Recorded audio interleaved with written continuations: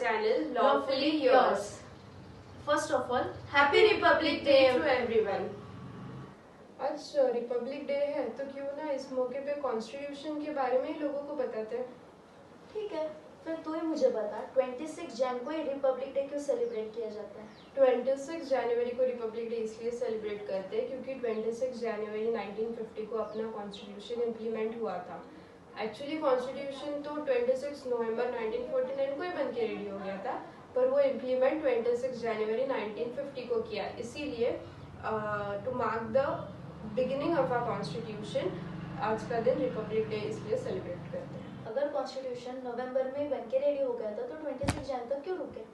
Simple देख, 26 जनवरी 1930 को भारतीय राष्ट्रीय कांग्रेस के अधिवेशन में अंग्रेजों ने पूर्ण स्वराज का प्रस्ताव पास किया था।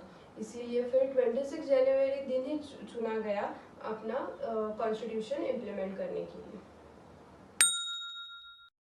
आज रिपब्लिक डे है, तो रिपब्लिक इस शब्द का मीनिंग पता है तुझे? हाँ, रिपब्लिक या गणतंत्र, गणतंत्र का अर्थ होता है लोकतंत्र, यानी लोगों का राज या शासन।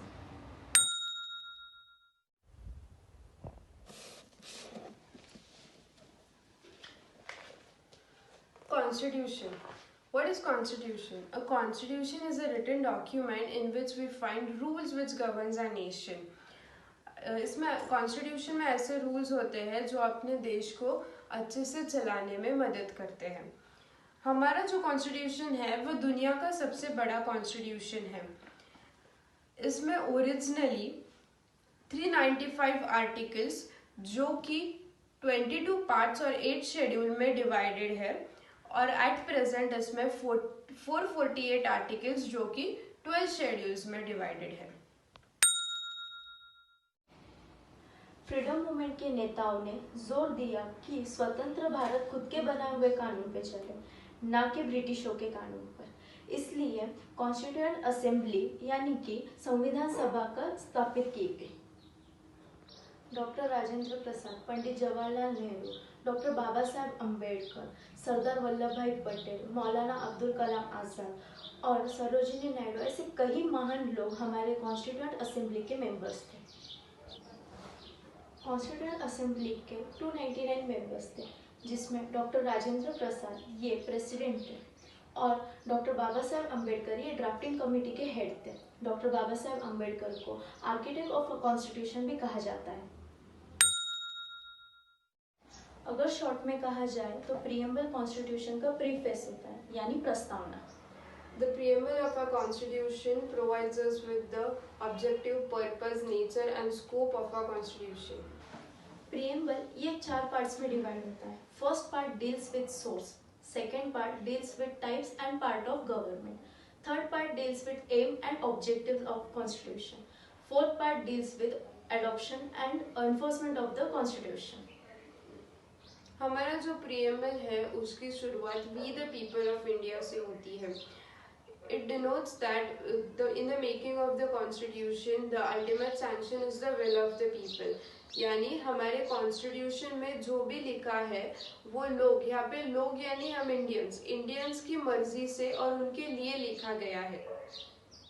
तो इससे हम ये कह सकते हैं कि हमारा जो कॉन्स्टिट्यूशन है वो इंडियंस से आया है, यानी the source of our constitution is we the people of India.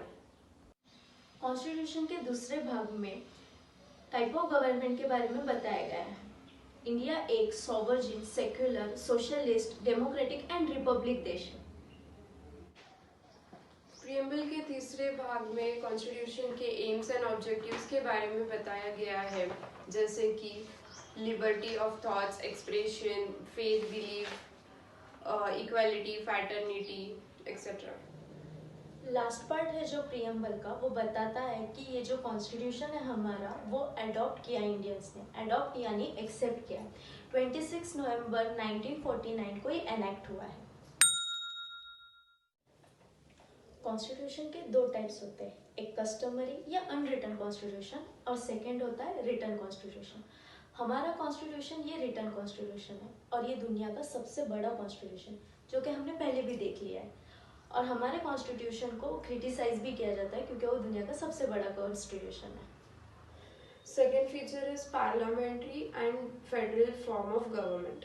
Okay, so हमारा जो गवर्नमेंट है उसके दो टाइप्स है, जो है federal and parliamentary form of government. So पहले तो फेडरल गवर्नमेंट क्या है, फेडरल फॉर्म ऑफ गवर्नमेंट क्या है देखते हैं।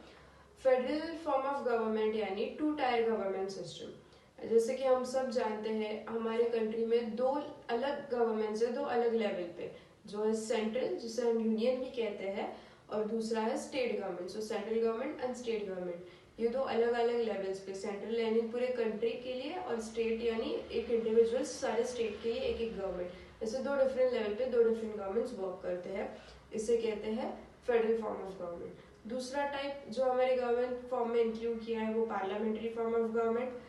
पार्लियामेंट्री फॉर्म ऑफ गवर्नमेंट यानी इन 2 गवर्नमेंट्स में जो भी रिप्रेजेंटेटिव्स बैठते हैं जिन्हें हम मिनिस्टर्स कहते हैं। सो ये जो मिनिस्टर्स है वो हम सिलेक्ट करते हैं through elections. Third feature of constitution, sovereign, secular, socialist, Republic and democratic government. हमारे कॉन्स्टिट्यूशन में government sovereign, socialist, democratic, Republic and secular type of government दिया गया है। सॉवरेन, सॉवरेन यानी हमारे देश पर किसी भी प्रकार का किसी का भी कंट्रोल यानी राज नहीं होगा, किसी भी प्रकार का इंटरनल या एक्सटर्नल कंट्रोल नहीं रह सकता। रिपब्लिक, रिपब्लिक यानी हमारा जो हेड है वो सिर्फ इलेक्शन यानी चुनाव के द्वारा चुना जाएगा। डेमोक्रेटिक, डेमोक्रेटिक यानी हमारा government parliament form of government है। It denotes government is for the people, by the people, to the people. Socialist and secular, ये 2 वर्ड हमारे कॉन्स्टिट्यूशन में पहले से नहीं थे, ये 42 अमेंडमेंट में ऐड किए गए। सोशलिस्ट, सोशलिस्ट यानी हमारे देश में सब लोग एक समान है, ना कोई गरीब है ना कोई अमीर है, सब हमारे देश में कॉन्स्टिट्यूशन के सामने एक समान रहते हैं। सेक्युलर, सेक्युलर यानी हमारे देश का कोई भी एक धर्म नहीं है, हमारा देश सभी धर्मों की रिस्पेक्ट करता है। हमारे देश में हम जो चाहे उस धर्म को फॉलो कर सकते हैं। हमारे कॉन्स्टिट्यूशन का जो 4th फीचर है वो है separation of powers.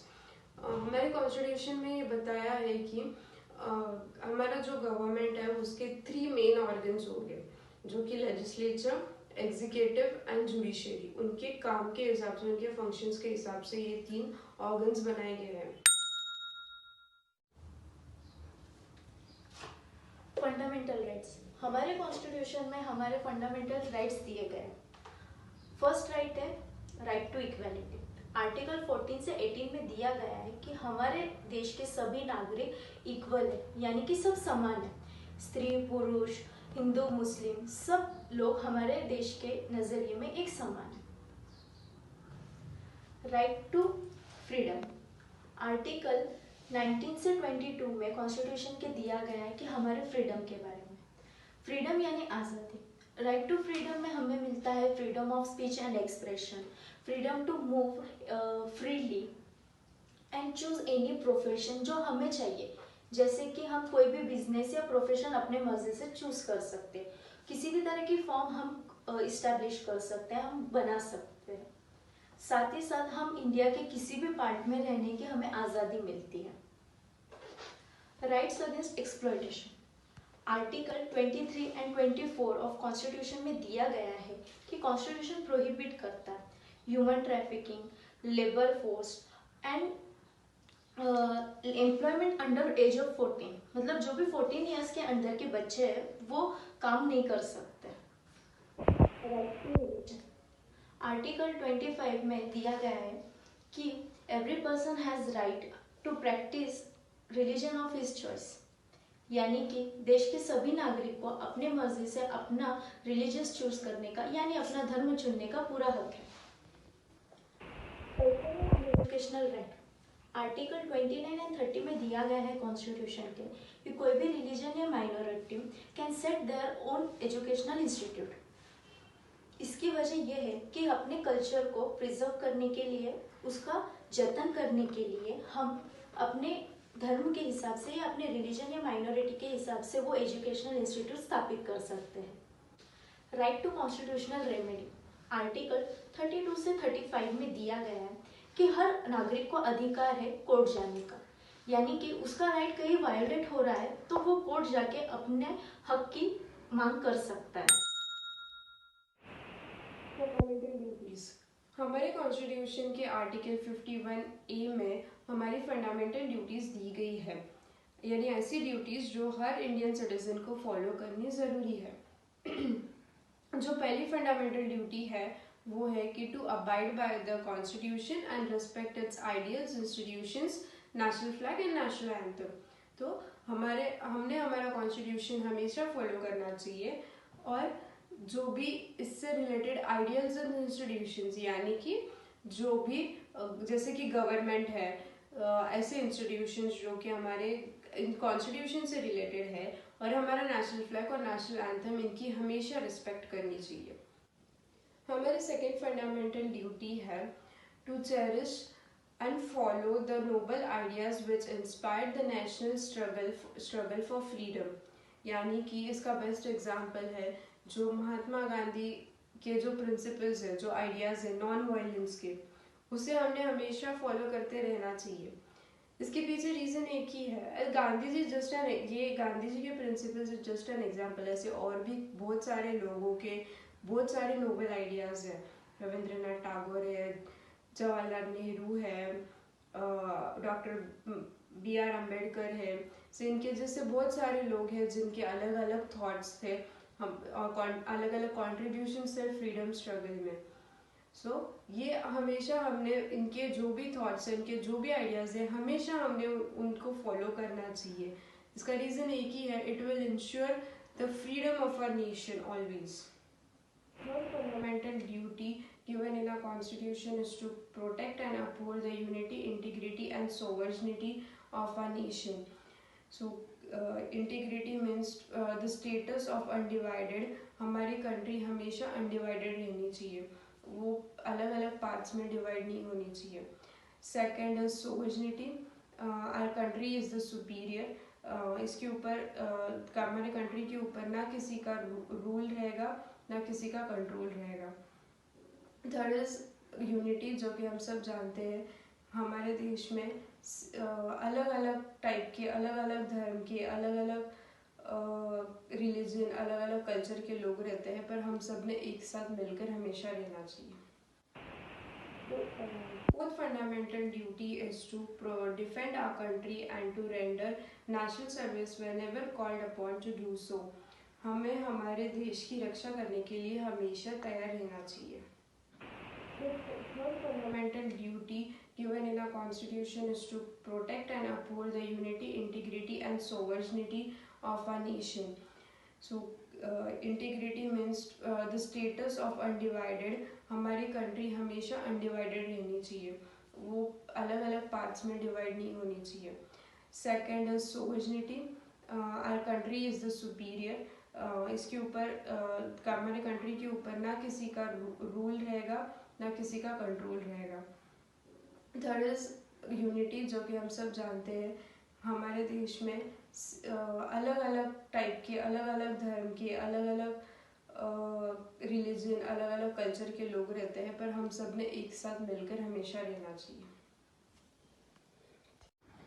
Our fifth fundamental duty is to promote the spirit of harmony and brotherhood amongst the people of India, transacting linguistic, religious and sectional diversities, and to renounce the practices which are derogatory to the dignity of women। यानी अभी ये दो parts में divided है। Actually इस एक duty में दो ड्यूटीज़ दी गई है। सबसे पहले तो हमारे कंट्री में जो अलग अलग रिलीजन्स के, अलग अलग लैंग्वेजेस के, अलग अलग कल्चर्स के लोग रहते हैं, तो हम सब में एक साथ यूनिटी में रहना चाहिए, एक दूसरे में ब्रदरहुड की फीलिंग, यानी एक दूसरे को भाई मान के रहना चाहिए, भाईचारे में रहना चाहिए। और जो दूसरा पार्ट है वो बताता है कि वुमेन की हमेशा रिस्पेक्ट करनी चाहिए। जो भी ऐसे प्रैक्टिसेस है, जो भी ऐसे रिचुअल्स है जिससे डिग्निटी या वुमेन्स की रिस्पेक्ट ना हो, वो चीज़ें नहीं करनी चाहिए। जिसका एक एग्जाम्पल था सती, जिसको एब्लॉइश किया गया था। Our sixth fundamental duty is to value and preserve the rich heritage of our composite culture. यानी जो भी हमारे हिस्टोरिकल मॉन्यूमेंट्स है, जो हमारे कल्चर को रिप्रेजेंट करते हैं, हमारी हिस्ट्री को रिप्रेजेंट करते हैं, उन चीज़ों की, जैसे कि अपने फोर्ट्स हैं, टेम्पल्स हैं, उन चीज़ों की हमने रिस्पेक्ट करनी चाहिए और उन्हें गंदा नहीं करना चाहिए। प्रिजर्व यानी उन्हें अच्छे से कैसे हो रहा है ये देखना चाहिए। उधर जाके वॉल्स पे कुछ लिखना, कचरा करना, it's not right. Our seventh fundamental duty is to protect and improve the natural environment, including lakes, forests, rivers, and wildlife, and to have compassion for living creatures.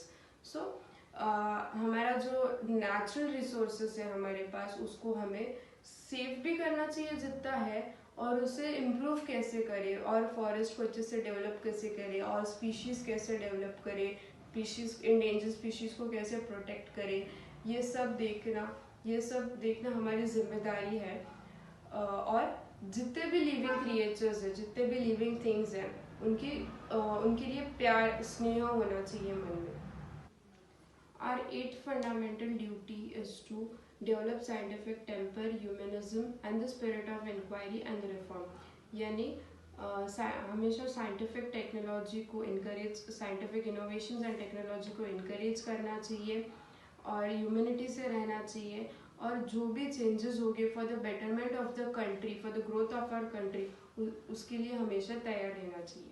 हमारी 9th फंडामेंटल ड्यूटी है to safeguard the public property and to abjure violence. यानी जो public property होती है, street lights, मतलब roads पे जो भी बेंचेस वगैरह होते हैं, पब्लिक पार्क्स, इन सबको डिस्ट्रॉय ना हो, इसका ख्याल रखना चाहिए हमें, और वायलेंस को बढ़ावा नहीं देना चाहिए।